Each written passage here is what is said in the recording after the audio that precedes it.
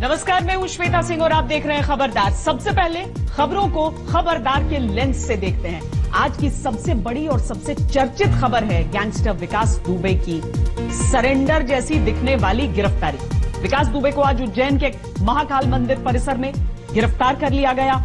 उत्तर प्रदेश के कानपुर में 8 पुलिस वालों के हत्याकांड के बाद से विकास दुबे फरार था। वो लगातार सबकी आंखों में धूल झोंकते हुए इधर से उधर भागता रहा। कानपुर से फरीदाबाद, फरीदाबाद से उज्जैन, लगभग 1300 किलोमीटर तक ये गैंगस्टर भागता रहा।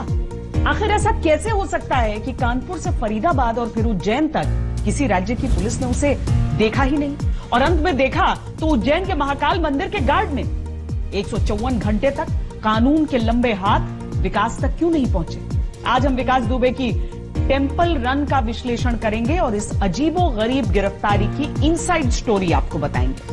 इस उलझे हुए मामले को सरल भाषा में समझना आपके लिए जरूरी है, और आज देश को इस पर भी ध्यान देना होगा कि आखिर सिस्टम में वो कौन से लोग थे जिनके सहारे विकास दुबे का लगातार विकास होता गया और कोई कुछ नहीं कर पाया। इसके बाद हम जम्मू कश्मीर में बांदीपुरा के एक परिवार के आंसू और दर्द को आप तक पहुंचाएंगे। लश्कर के आतंकवादियों ने बीजेपी नेता वसीम बारी, उनके पिता और उनके भाई की गोली मारकर हत्या कर दी है। आतंकवादी गोली चलाते रहे और वसीम बारी के अंगरक्षक चुप रहे। इस हमले पर श्रीनगर से दिल्ली तक आक्रोश है। खुद प्रधानमंत्री नरेंद्र मोदी ने इसकी रिपोर्ट ली है।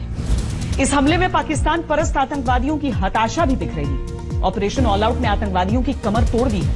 2020 में अब तक 138 आतंकी मारे जा चुके हैं और 2015 से अब तक 1072। और जब आतंकवादियों के पूरे नेटवर्क पर प्रहार होता है तो वो ऐसी हरकतें करते हैं। इसका विश्लेषण आगे विस्तार से करेंगे। काम की खबर यह है कि भारतीय सेना ने अपने सैनिकों और अधिकारियों को 89 ऐप्स अपने मोबाइल फोन से डिलीट करने का निर्देश दिया है। सेना के निशाने पर आई ये apps Facebook, Instagram, Tinder, PUBG सहित कई लोकप्रिय ऐप्स शामिल हैं। हैरानी की बात यह है कि न्यूज ऐप डेली हंट से भी संवेदनशील डेटा लीक होने की आशंका है। इसीलिए सेना ने 33 करोड़ यूजर्स वाली डेली हंट न्यूज ऐप को भी डिलीट करने के आदेश दिए हैं। 89 ऐप्स की पूरी लिस्ट हमारे पास है, हम इस लिस्ट का विश्लेषण करेंगे।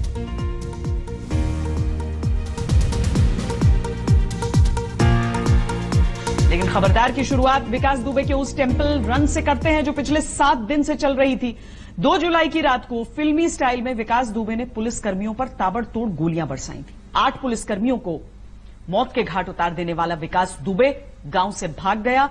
गांव से विकास दुबे साइकिल से भागा। साइकिल से अपने गांव बिकरू से वो शिवली पहुंचा। शिवली में विकास दुबे ने बाइक का जुगाड़ किया। यहां से बाइक से वो चंदौली पहुंचा। मतलब करीब 400 किलोमीटर बाइक चलाकर विकास दुबे चंदौली पहुंचा। चंदौली में विकास की आखिरी लोकेशन मिली थी। अब सवाल यह है कि जब लोकेशन मिल गई थी तो चंदौली में इसे गिरफ्तार क्यों नहीं किया जा सका? बहरहाल चंदौली से जब विकास निकला तो पता चला कि विकास फरीदाबाद में देखा गया। सवाल यह है कि विकास दुबे फरीदाबाद तक कैसे पहुंचा? कैसे वो पुलिस को चकमा देते हुए हरियाणा की सीमा में प्रवेश कर गया? और तो और फरीदाबाद से भी विकास दुबे भाग निकला।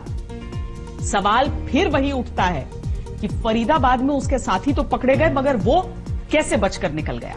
बहरहाल फरीदाबाद के बाद विकास दुबे उज्जैन पहुंचा और उज्जैन में महाकाल के मंदिर से गिरफ्तार किया गया। यहां विकास दुबे के अपराध की दौड़ टेंपल यानी मंदिर की चौखट पर समाप्त हुई, मगर सवाल अब भी वैसे के वैसे हैं। विकास दुबे कानपुर से फरीदाबाद अगर पहुंचा तो 477 किलोमीटर का सफर उसने तय किया। अगर विकास दुबे चंदौली से फरीदाबाद पहुंचा तो उसने करीब 858 किलोमीटर का सफर तय किया। अब सवाल यह कि इतनी लंबी लंबी दूरी के सफर विकास दुबे तय कर रहा था तो पुलिस क्या कर रही थी? सिर्फ इतना ही नहीं, अगर फरीदाबाद से विकास दुबे उज्जैन पहुंचा तो उसने कम से कम 773 किलोमीटर का सफर तय किया। मतलब विकास दुबे यूपी, हरियाणा और एमपी 3 राज्यों की पुलिस को छकाता हुआ महाकाल के मंदिर तक पहुंचा था। उज्जैन के एसपी ने मनोज कुमार सिंह ने अब से थोड़ी देर पहले विकास दुबे की गिरफ्तारी से जुड़ी जानकारियां एक प्रेस कॉन्फ्रेंस में दी। आज सुबह ये विकास दुबे महाकाल दर्शन के लिए पहुंचा, मंदिर परिसर में पहुंचा। वहाँ राजेश माली के दुकान पे फूल प्रसाद लेने पहुंचा। वहाँ पे राजेश माली चूंकि टीवी में चल रहा था, वांटेड था, इसका चेहरा सब जाना पहचाना था। उसने इसको देखा कि लगा कि कहीं विकास दुबे ही तो नहीं है। सबसे पहले उसने महाकाल चौकी महाकाल परिसर में जो हमारा प्राइवेट सिक्योरिटी एजेंसी लगा हुआ है उसमें राहुल और धर्मेंद्र को फ़ोन किया कि ये विकास दुबे लग रहा है, ऐसा मुझे संदेह हो रहा है। तो जैसे निर्गम द्वार पे गया तो वहाँ पे 250 रुपये का इसने टिकट लिया दर्शन करने के लिए, क्योंकि हम लोग महाकाल बाबा के दर्शन के लिए ऑनलाइन पूरा व्यवस्था किए हैं। ऑनलाइन पास बनवाने के बाद ही कोई जाता है और वीआईपी के दर्शन के लिए अलग से व्यवस्था है। उसी व्यवस्था के अंतर्गत इसने 250 का टिकट लेकर अंदर प्रवेश किया। जैसे अंदर प्रवेश किया तो जो प्राइवेट सुरक्षा एजेंसी वाले हमारे जवान हैं उन लोगों ने हमारे महाकाल चौकी में पदस्थ अधिकारी कर्मचारियों को भी सूचित किया। उसके बाद उन लोगों ने इसको बात करना शुरू किया। दर्शन करने के बाद जैसे निर्गम द्वार पे आया उन लोगों ने उसे पूछा कि तुम्हारा नाम क्या है। उस पर इसने अपना नाम गलत बताया, अपना आईडी गलत बताया। उसके बाद जब उसको संदेह हुआ तो इन लोगों ने उससे गंभीरता से पूछताछ किया। तो बाद में इसने बताया कि मैं विकास दुबे हूँ। इसके बाद तत्काल इसको थाना ले जाया गया। सूचना मिलते ही सारे वरिष्ठ अधिकारी हम लोग थाने पहुंचे, उससे गंभीर पूछताछ हुई। 8 पुलिसकर्मियों का हत्यारा गैंगस्टर विकास दुबे अब पुलिस की गिरफ्त में है। मध्य प्रदेश पुलिस ने उसे उज्जैन में महाकाल मंदिर से गिरफ्तार किया, पूछताछ की और एसटीएफ के हवाले कर दिया। खबर है कि सड़क के रास्ते एसटीएफ विकास दुबे को कानपुर लेकर जा रही है। इधर लखनऊ में भी पुलिस का ताबड़तोड़ एक्शन जारी है। पुलिस ने विकास दुबे की पत्नी और उसके बेटे को गिरफ्तार कर लिया है। आज पूरे दिन विकास दुबे को लेकर जो कुछ भी घटा वो सब आपको सिलसिलेवार तरीके से हम बताते हैं। मैं विकास दुबे हूं कानपुर वाला, मैं विकास दुबे हूं कानपुर वाला, मैं विकास दुबे हूं कानपुर वाला। कहते हैं लोग कि नाम में क्या रखा है। मैं विकास दुबे हूं कानपुर वाला। हवाई नहीं। अगर नाम में कुछ नहीं रखा होता तो बार बार गैंगस्टर विकास दुबे अपने नाम की धौंस न जमा रहा होता और बार बार अपना नाम लेकर ये जताने की कोशिश नहीं कर रहा होता कि वो जिंदा पकड़ा गया है। मैं विकास दुबे कानपुर वाला हूं, इन्होंने पकड़ लिया। वो बार बार ये जताने की कोशिश कर रहा था कि उसने सरेंडर किया है। मैं विकास दुबे हूं कानपुर वाला। हवाई नहीं। संभव है विकास दुबे को अपना एनकाउंटर हो जाने का खौफ था, इसीलिए उसने रट लगा रखी थी। विकास दुबे हूं कानपुर वाला, विकास दुबे हूं कानपुर वाला, विकास दुबे हूं कानपुर वाला। आज भले ही विकास दुबे सहमा हुआ दिखा हो, मगर 2 जुलाई की आधी रात से 9 जुलाई की सुबह तक यूपी पुलिस के दिन का चैन और रात की नींद उड़ा दी थी इस आदमी ने। लेकिन यूपी पुलिस की जान में जान तब आई जब कानपुर से करीब 700 किलोमीटर दूर उज्जैन के महाकाल मंदिर में विकास दुबे पकड़ा गया। पहले उसे महाकाल थाने ले जाया जाता है। महाकाल थाने से फिर पुलिस की जीप में ही बैठा करके उसे फिलहाल गोपनीय जगह ले जाया गया है, जहां पे उससे लगातार पूछताछ हो रही है कि आखिरकार उत्तर प्रदेश और एसटीएफ जब मिल करके उत्तर प्रदेश पुलिस के साथ मिल करके ढूंढ रहे थे तो वो कैसे उत्तर प्रदेश से होता हुआ मध्य प्रदेश में भी, और वो भी मध्य प्रदेश में बेहद भीतर तक दाखिल हो गया, उज्जैन के महाकाल मंदिर तक। कैसे पकड़ा गया ये जानने के लिए सुनिए सबसे पहले उस फूल वाले को जिससे फूल लेकर विकास दुबे ने महाकाल के दरबार में प्रवेश किया था। कोई पहचान में कल समाचार देखा था मैंने, समाचार में बतला रहे थे कि वो लंगड़ा चल रहा है और काला बैग है उसके पास। तो मैंने ठीक है, वो फिर ऐसा लगा मेरे को, मैंने इसको मैंने कहीं देखा है समाचार में, तो समाचार देखना था, मोबाइल में उसका फोटो निकाला, वो फोटो से पहचान करी मैंने। फूल वाले को विकास दुबे संदिग्ध लगा। उसने महाकाल मंदिर के गार्ड को सूचना दी। गार्ड ने महाकाल मंदिर के सुरक्षा अधिकारी को सूचना दी और फिर शुरू हुआ उसे पकड़ने का सिलसिला। ऊपर वाली जेब से आई कार्ड निकाला और दे दिया, जो कि नवीन पाल नाम का था। तो उसका और उससे पूछा फिर कि ये तो आपका फर्जी आई कार्ड से घूम रहा था, ट्रेवल कर रहा था वहां से यहाँ तक। हाँ जी, वो फर्जी आई कार्ड से घूम रहा था और बहुत मतलब दबंगाई से घूम रहा था। विकास दुबे के पास नवीन पाल नाम के एक शख्स का आईडी कार्ड था। इसी का इस्तेमाल करके वो पुलिस से बचकर भाग रहा था। उसे महाकाल के सुरक्षा कर्मियों ने जब पकड़ा तब भी वो अलग नाम ही बता रहा था, मगर जब उसे मालूम चल गया कि अब बचना नामुमकिन है तो वो चीखने लगा कि मेरा नाम विकास दुबे है, कानपुर वाला। पकड़े जाने पर विकास दुबे ने पुलिस कर्मियों से हाथापाई भी की। उसने 250 रुपए की जो है पर्ची भी कटाई। तब तक इन लोगों को देख के थोड़ा यकीन हुआ कि वही है। फिर जब निर्गम द्वार पर जब वो बाहर लौट रहा था तो उससे पूछताछ करी गई। जब पूछताछ में उससे आईडी कार्ड मांगा गया तो उसने कोई आईडी कार्ड दूसरी दिखाई जो निश्चित रूप से उससे मेल नहीं खाती थी। उसके बाद वो हाथापाई करने लगा और तत्काल पुलिस को सूचना देकर उसको महाकाल मंदिर जो थाना है उसके द्वारा उसको तत्काल अरेस्ट कराया गया। विकास जब पकड़ा गया तो उसके पास एक बैग था। बैग में एक मोबाइल, चार्जर और कुछ कागजात थे। विकास दुबे को मध्य प्रदेश की पुलिस उज्जैन ट्रेनिंग सेंटर ले गई। यहाँ उससे जो पूछताछ हुई उसमें विकास दुबे ने बताया कि उसको एनकाउंटर का डर था, इसलिए उसने ताबड़तोड़ फायरिंग की। पुलिस वालों से मुकाबला करने के लिए उसने साथियों को बुला रखा था। विकास दुबे के सभी सहयोगी हथियारों से लैस थे। गोलियां चलाने के बाद विकास को लगा कि वो बुरी तरह फंस गया है। विकास दुबे ने पुलिस कर्मियों को मारने के बाद जलाने के लिए तेल इकट्ठा किया था। आग लगाने के लिए घर में गैलनों में तेल रखा गया था। शव इकट्ठा करने के बाद विकास को मौका नहीं मिला, फिर वो फरार हो गया। पूछताछ में विकास दुबे ने खुलासा किया है कि उसके इरादे कितने खतरनाक थे। उसने घटना की रात न सिर्फ 8 पुलिसकर्मियों को शहीद कर दिया, बल्कि उसका इरादा उन सबको जलाने का था। और अगर वो ऐसा कर पाता तो शायद यूपी के अपराध के इतिहास की ये सबसे खतरनाक घटना होती।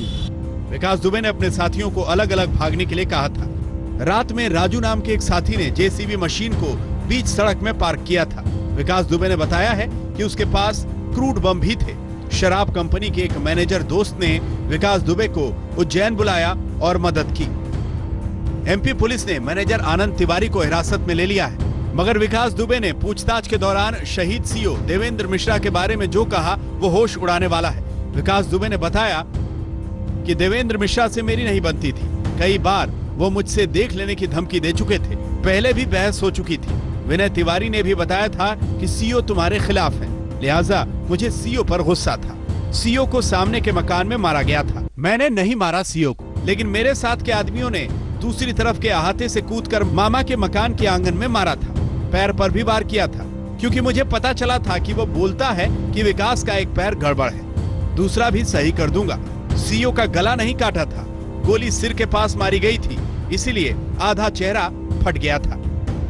सोचिए कितना भयानक इरादा पालकर बैठा था ये गैंगस्टर, लेकिन इसके गुनाहों की नगरी ध्वस्त हो चुकी है। इससे पूछताछ जारी है। उधेड़ी जा रही हैं वो परतें जिन्होंने विकास दुबे को शह दी थी।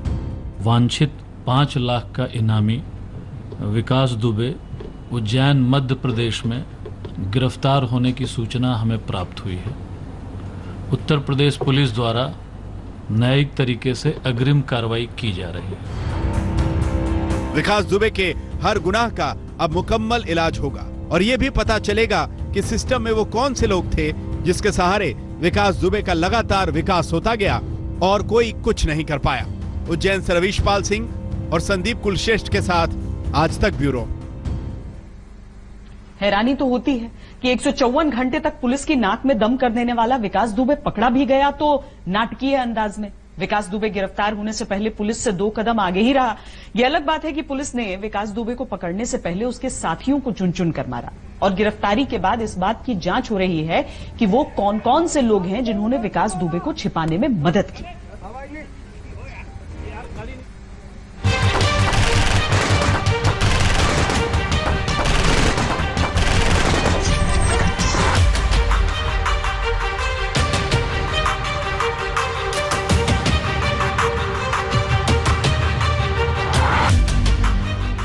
बेहद सामान्य सी कदकाठी वाले इस आदमी के दिमाग ने पूरे पुलिस तंत्र को नक्कार खाने की तूती बना दिया था। बोल तो सब रहे थे, मगर किसी को नहीं मालूम था कि ये कहां है, कहां से निकला और कहां पहुंचा। सोचिए, गजब की चैतन्य थी यूपी की पुलिस। गैंगस्टर कानपुर से निकला, फरीदाबाद पहुंच गया, फरीदाबाद से निकला, उज्जैन पहुंच गया और 3 राज्यों की पुलिस बैरिकेडिंग ही करती रह गई।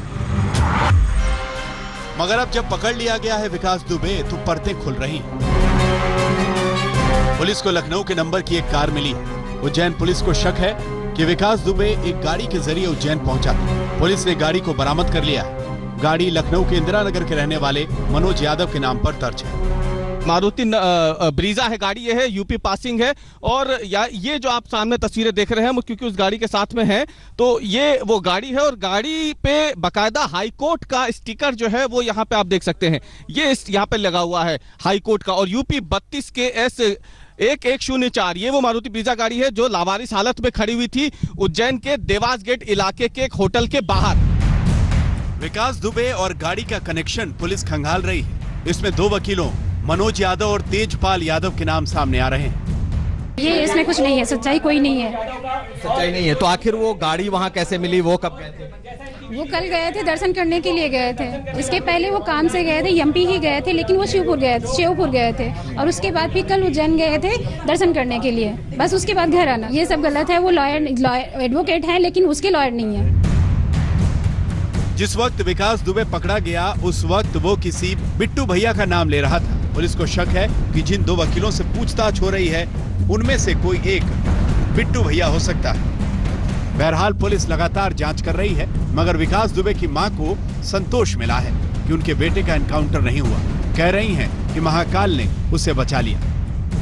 हर साल जाते थे, श्रृंगार कराते थे महाकाल से बाबा। नहीं भैया, उन्हीं ने बचाया है। सरकार से आप क्या चाहती, क्या कार्रवाई चाहती है सरकार से? सरकार तो जो उचित समझे वो करिए, हमारे कहने से कुछ नहीं होगा भैया।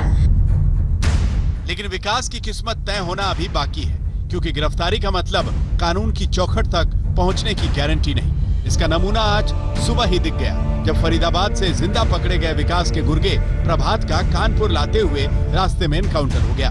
पुलिस का दावा है कि कानपुर पहुंचते हुए पनकी इलाके के पास पुलिस की गाड़ी पंचर हो गई और इसी का फायदा उठाकर प्रभात भागने की कोशिश करने लगा और पुलिस वालों की बंदूक छीनकर फायरिंग भी कर दी। जवाब में पुलिस ने उसे मार दिया। ये 4 अपराधी थे, जिसमें से मुठभेड़ में 1 अपराधी मारा गया है, जिससे एक DBLL गन और एक पिस्टल बरामद हुई है। जब इसकी पहचान की गई है तो ये प्रवीण दुबे उर्फ बबुआ दुबे, विक्रू गांव, थाना चौबेपुर, कानपुर नगर, इसके रूप में इसकी पहचान हुई है। ये जो 8 पुलिसकर्मी शहीद हुए थे उस हत्याकांड का मुख्य अभियुक्त था, नामजद अभियुक्त था। इसके ऊपर 50,000 रुपए का इनाम था। शुक्रवार रात विक्रू गांव में हुए हत्याकांड में शामिल विकास का एक और साथी प्रवीण उर्फ बउआ भी आज इटावा में ढेर कर दिया गया। बउआ एक लूटी हुई टैक्सी में भागने की कोशिश कर रहा था। अभी तक कानपुर कांड के 5 आरोपियों को पुलिस ढेर कर चुकी है। इसमें प्रकाश दुबे और गुर्गा अतुल घटना के दिन ही मार दिए गए थे। बुधवार को विकास के साथी अमर दुबे का एनकाउंटर हुआ और आज 2 गुर्गों प्रभात और बउआ को ढेर कर दिया गया। अपने 8 साथियों की शहादत से यूपी पुलिस में बेहद गुस्सा है। जिस तरह से पुलिस लगातार एनकाउंटर कर रही है उससे समझा जा सकता है कि कानपुर केस में अगले 24 घंटे बेहद अहम होने वाले हैं। सवाल यह है कि विकास दुबे के मामले में कानून के हिसाब से विकास दुबे को सजा मिलेगी या पुलिस के हिसाब से। उज्जैन से रवीश पाल सिंह और संदीप कुलश्रेष्ठ, लखनऊ से कुमार अभिषेक और कानपुर से शिवेंद्र श्रीवास्तव और रंजय सिंह के साथ आज तक ब्यूरो। विकास दुबे खुद को अपराध की दुनिया का सबसे बड़ा खिलाड़ी समझ बैठा था, क्योंकि उसकी चौखट पर पुलिस वाले हाजिरी लगाते थे। विकास दुबे ने इस बात को कबूल किया है कि पुलिस के अंदर तमाम ऐसे लोग थे जो विकास दुबे के लिए काम करते थे, विकास दुबे का ख्याल रखते थे, उसके मुखबिर थे। उन्होंने ही बताया था कि रेड पड़ने वाली है। अब उन पुलिसकर्मियों पर गाज गिरने वाली है जिन्होंने विकास दुबे से दोस्ती करके महकमे से गद्दारी की।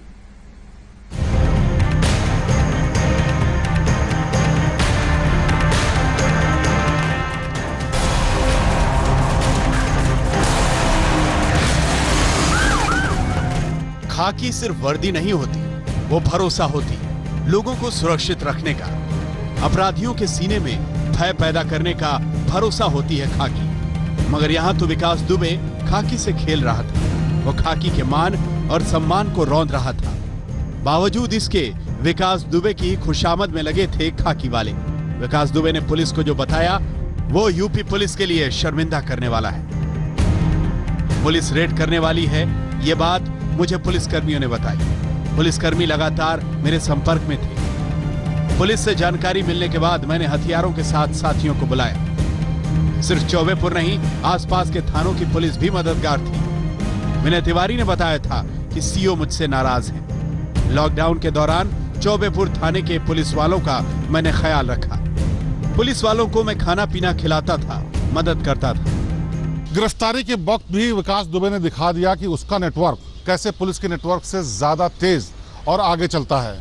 पुलिस को विकास दुबे के न सिर्फ मूवमेंट के बारे में जानकारी नहीं थी, बल्कि वो जब सरेंडर करने पहुंचा तो पुलिस यूपी की वहां पहुंच भी नहीं पाई। नतीजा ये कि एमपी की पुलिस ने मौके पर पहुंच करके उसको गिरफ्तार करने का श्रेय ले लिया।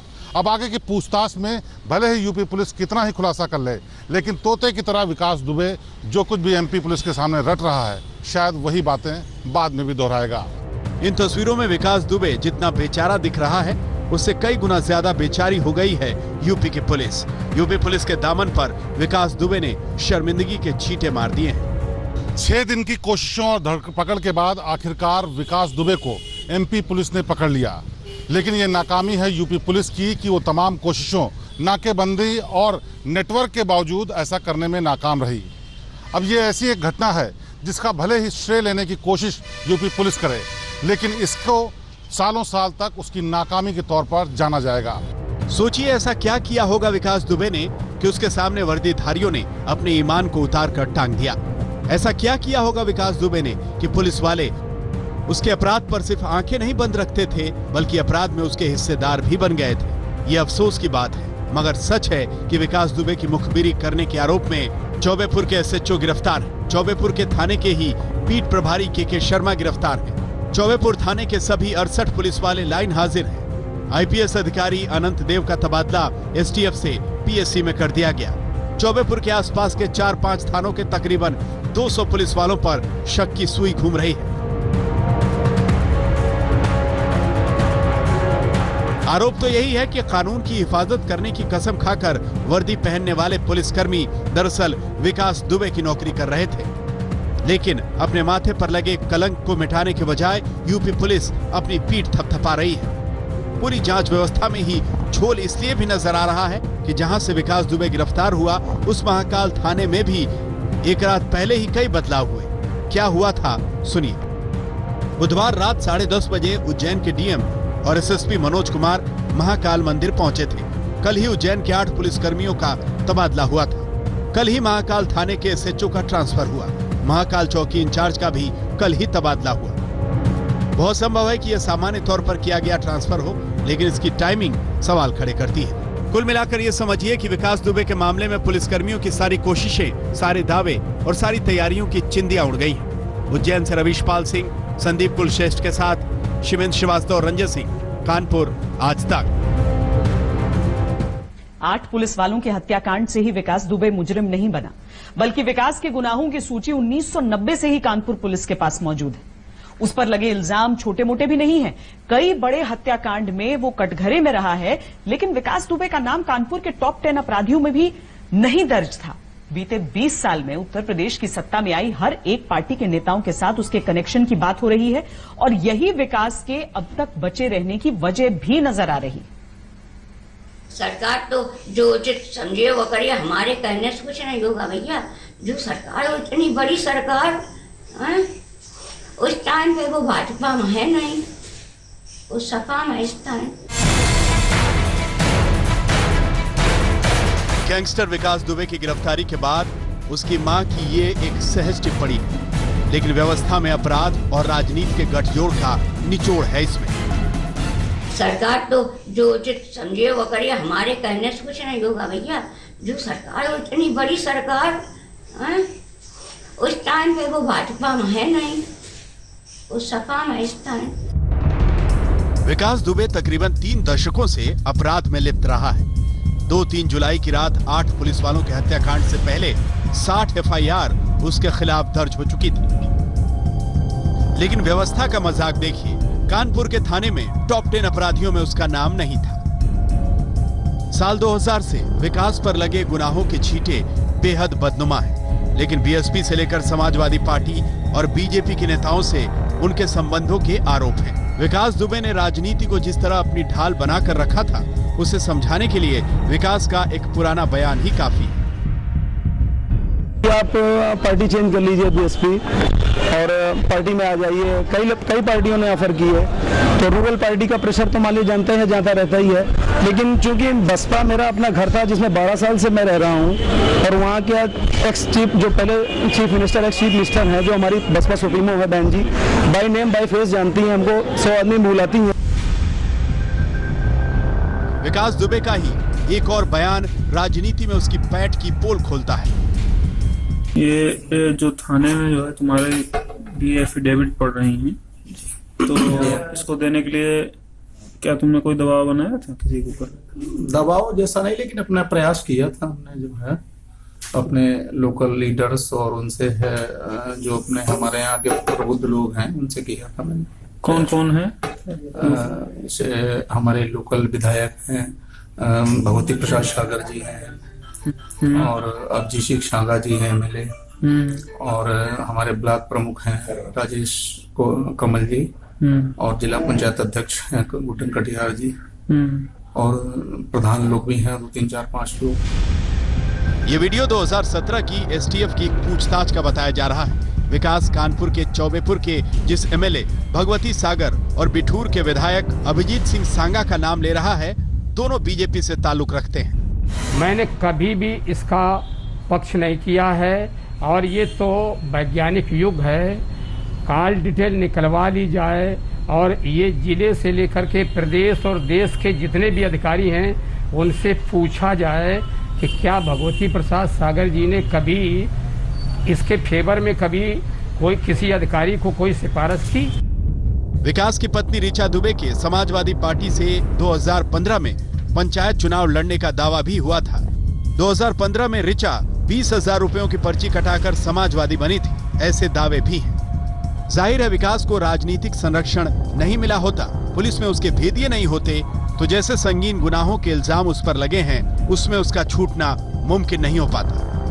2001 में कानपुर के शिवाली थाने में घुसकर दर्जा प्राप्त राज्य मंत्री संतोष शुक्ला की हत्या हुई थी।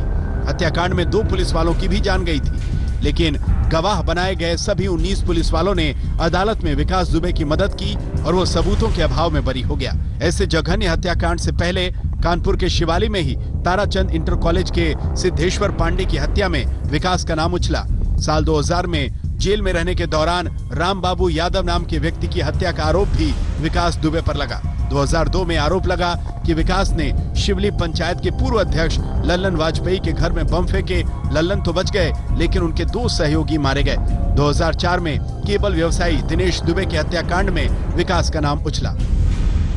लेकिन ऐसे मामले मानो विकास दुबे का रसूख बढ़ाते रहे, उस पर आंच नहीं आई। ऐसा लगता है कि विकास दुबे जैसे अपराधियों को राजनीति की जरूरत पड़ी तो राजनीति को भी विकास दुबे जैसों की जरूरत पड़ती रही। अपराध और राजनीति के गठजोड़ पर एडीआर के आंकड़े इसी सच्चाई को बयान करते हैं। एसोसिएशन ऑफ डेमोक्रेटिक रिफॉर्म्स यानी एडीआर की रिपोर्ट के मुताबिक 2019 में चुनकर आए यूपी के 80 लोकसभा सांसदों में से 44 सांसदों पर आपराधिक मामले थे, जबकि 2017 के यूपी विधानसभा चुनाव में चुनकर आए 403 विधायकों में से 143 विधायकों पर क्रिमिनल केस दर्ज हैं। इन आंकड़ों को देखने के बाद गनीमत यही रही कि विकास दुबे खुद माननीय नहीं बन सका था। लिहाजा अब जब वो पकड़ा गया है तो राजनीति हिसाब किताब करने में जुटी है। मैंने मांग की है कि इसकी न्यायिक जांच होना चाहिए। इसके किस राजनीतिक नेताओं से संबंध रहे हैं या हैं, किस पुलिस कर्मियों से, इसके अधिकारियों से इसके संपर्क हैं, इसकी पूरी जांच होना चाहिए, क्योंकि पूरा अमला इसको बचाने में लगा हुआ था। समाजवादी पार्टी के नेता अखिलेश यादव और बीएसपी की नेता मायावती भी विकास के राजनीतिक कनेक्शन को उजागर करने की मांग कर रहे हैं। दिल्ली से अशोक सिंघल और लखनऊ से नीलांशु के साथ आज तक ब्यूरो। और अब बात बांदीपुरा में हुए बड़े आतंकी हमले की। लश्कर के आतंकियों ने कल बीजेपी नेता के साथ उनके पिता और भाई को बेरहमी से मार डाला। आज बीजेपी नेता वसीम बारी के घर से 3 जनाजे उठे हैं। एक झटके में इस परिवार का सब कुछ खत्म हो गया। आतंकियों के इस हमले पर श्रीनगर से दिल्ली तक लोगों में जबरदस्त आक्रोश है, क्योंकि आतंकवादी गोली चलाते रहे और वसीम बारी के अंगरक्षक चुप रहे। खुद प्रधानमंत्री ने इस पर रिपोर्ट ली। जम्मू कश्मीर का सरकारी अमला हरकत में आ गया है। पुलिस को 2 आतंकियों की तलाश है और अब पूरे इलाके में सर्च ऑपरेशन चल रहा है। ला इलाह, ला इलाह, ला इलाह, या रसूल अल्लाह, अल्लाहू अकबर। एक घर से 3 जनाजे उठे। 2 बेटों के साथ पिता को आतंकवादियों ने गोलियों से भून डाला। ये वो उजड़ा परिवार है।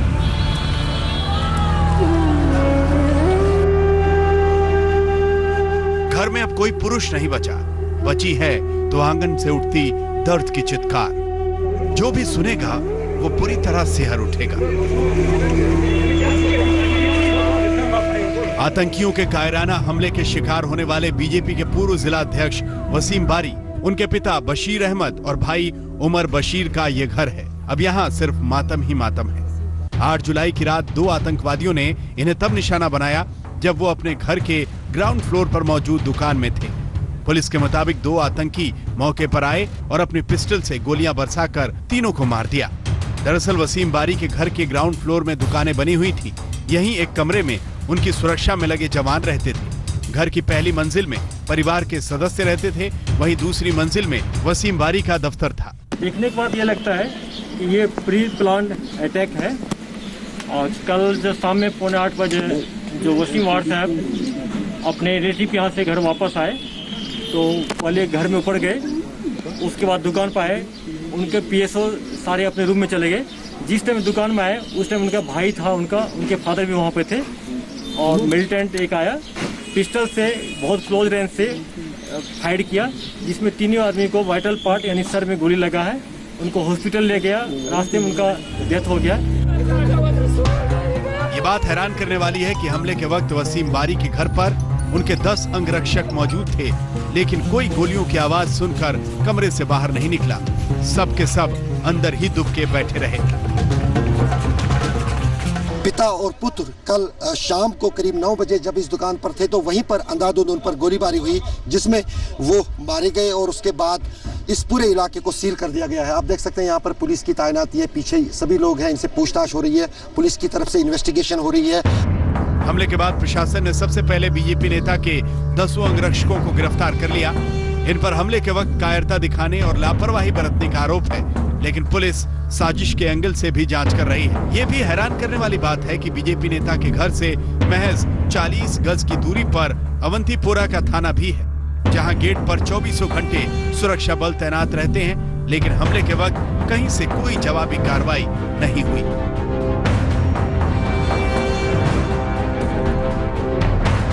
बारी नहीं निकले उस टाइम। बारी भाया और उमर भाया को मारा और मेरे अंकल भाई को। पता नहीं किन लोगों की साजिश है मेरे बड़े भाई की। उन्होंने किसी का कुछ नहीं बिगाड़ा था, वो तो लोगों की हिम्मत करते थे, मदद करते थे। सुरक्षा बलों ने हमला करने वाले दोनों आतंकवादियों की पहचान कर ली है। बताया जा रहा है कि दोनों का संबंध लश्कर ए तैयबा से है। इनमें से एक आतंकी पाकिस्तान का बताया जा रहा है, जबकि दूसरा लोकल हैंडलर है। सुरक्षा बल इनकी तलाश में जुट गए हैं। अवंतीपुरा से अशरफ वानी के साथ आज तक ब्यूरो। हमें यह भी समझना चाहिए कि यह हमला दरअसल पाकिस्तान परस्त आतंकियों की हताशा को दिखाता है। जम्मू कश्मीर में ऑपरेशन ऑल आउट ने आतंकवादियों की कमर तोड़ दी। आम कश्मीरी मुख्य धारा से जुड़ रहा है और ये सब देखकर पाकिस्तान और उसके प्यादों की नींद उड़ गई है। यही वजह है आतंकवादी अब पंचायत सदस्यों और स्थानीय नेताओं को टारगेट करके हमला कर रहे हैं ताकि उनके मनोबल को तोड़ सके। इस बीच जम्मू कश्मीर में बीजेपी के एक स्थानीय नेता ने राम माधव को चिट्ठी लिखकर गंभीर आरोप लगाए हैं। आरोप ये है कि पार्टी के बड़े नेता जमीन पर काम करने वाले कार्यकर्ताओं की सुध नहीं लेते।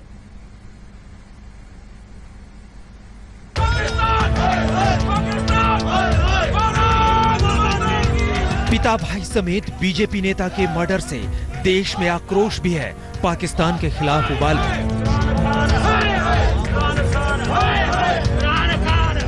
ये हमला आतंकियों की बौखलाहट है।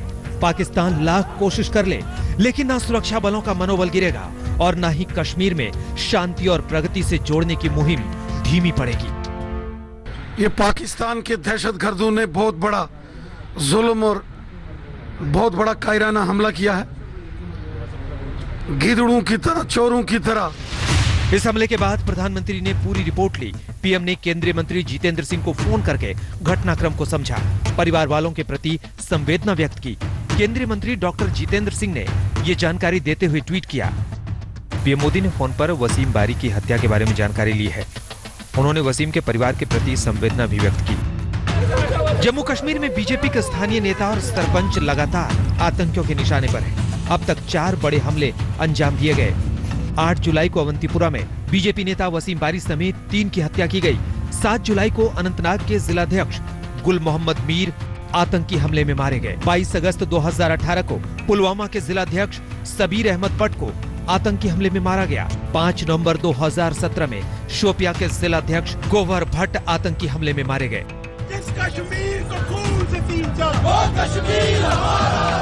इन राजनीतिक हत्याओं की वजह से स्थानीय बीजेपी नेताओं का गुस्सा भड़का।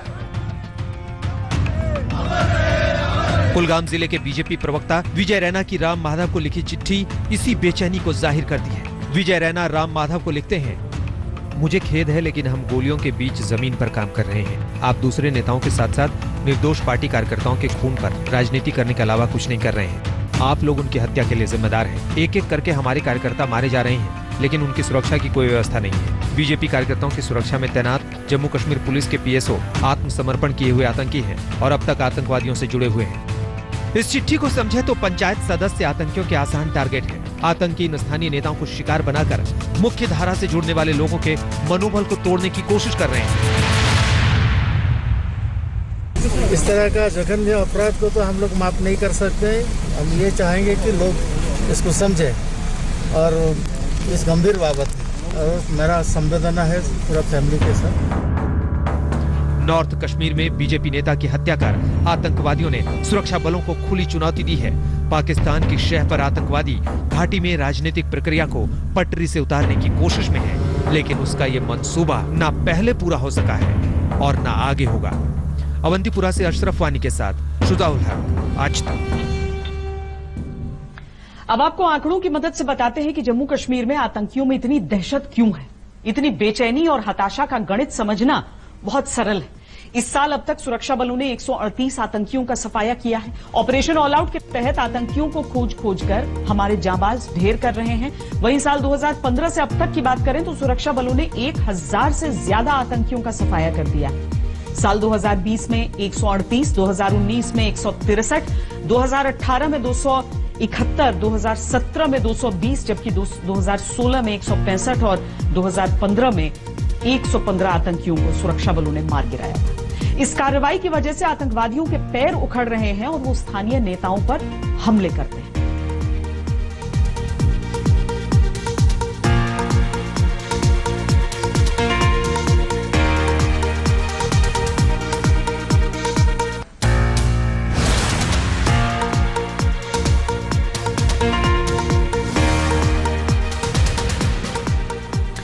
दरअसल एक बहुत बड़ी बात हमें यह भी समझनी होगी कि बड़ी संख्या में 370 हटने के बाद बड़ी संख्या में जो युवा हैं, चूंकि नेताओं का पुराने नेताओं के को बंद करने के चक्कर में उन्हें या तो जेल या अपने घरों में घेरने के चक्कर में ये हुआ कि युवा पीढ़ी पूरी तरीके से राजनीति से जुड़ने के लिए, मेन स्ट्रीम से जुड़ने के लिए आगे आई। अब आतंकवादी चाहते हैं कि उन्हें किस तरीके से इस दिशा से, मुख्य धारा से वापस मोड़ा जाए और इसी कारण इस तरह के हताश कदम हमें देखने के लिए मिलते हैं। बहरहाल हम अगली खबर का रुख करते हैं। कभी आपने सोचा है कि हमारे देश के सैनिकों के मोबाइल फोन पर कौन से ऐप्स होते हैं? भारतीय सेना ने अपने सैनिकों और अधिकारियों को 89 ऐप्स अपने मोबाइल फोन से डिलीट करने का निर्देश दिया है।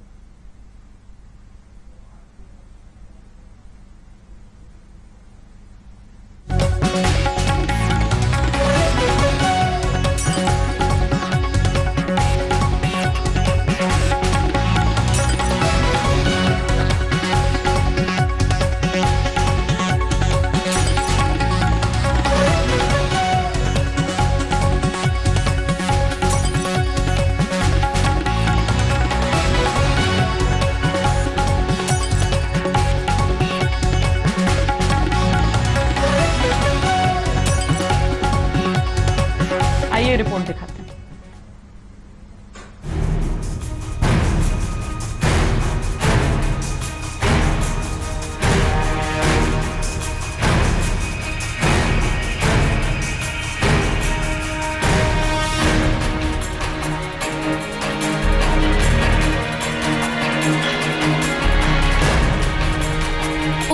जून को भारत ने 59 चाइनीज ऐप्स पर प्रतिबंध लगाया था और अब 9 जुलाई को भारतीय सेना ने संवेदनशील जानकारियों के लीक होने की आशंका पर 89 ऐप्स को बैन कर दिया।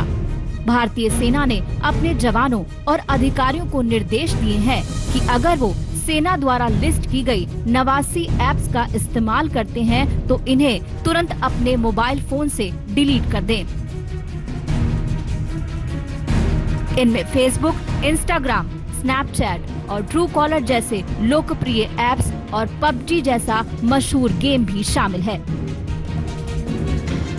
सेना ने जिन ऐप्स के इस्तेमाल से अपने सैनिकों और अधिकारियों को रोका है, उन ऐप्स की लिस्ट को डिकोड करते हैं। इनमें कुछ मशहूर ऐप्स हैं और कुछ संकेत भी। मैसेजिंग ऐप्स की बात करें तो वीचैट और हाइक सहित 14 ऐप्स हैं।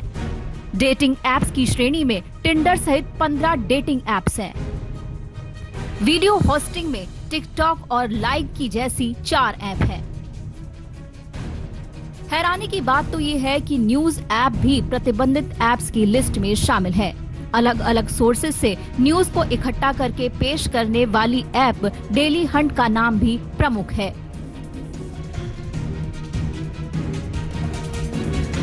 भारतीय सेना को डेली हंट न्यूज ऐप से भी संवेदनशील डेटा लीक होने का शक है।